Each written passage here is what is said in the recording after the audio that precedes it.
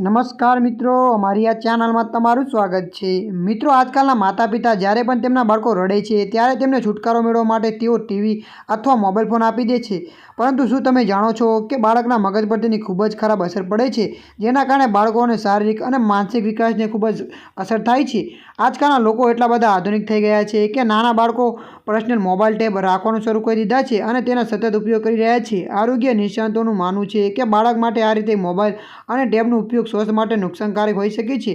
આજકાલના આરોગ્ય નિષ્ણાતો વારંવાર કહી રહ્યા છે કે બાળકોએ તેમનો સ્ક્રીન સમય ઓછો કરવો જોઈએ, કારણ કે તેનાથી તેમના માનસિક સ્વાસ્થ્ય પર અસર થઈ શકે છે।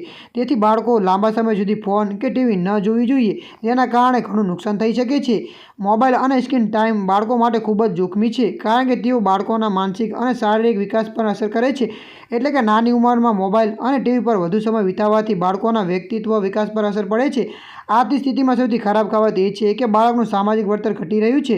ત્યારે મિત્રો, હાલ માટે આટલું। મળીશું નવા અપડેટ સાથે। જો વિડીયો તમને પસંદ આવે, લાઇક, શેર અને સબસ્ક્રાઈબ કરી નાખજો। ધન્યવાદ।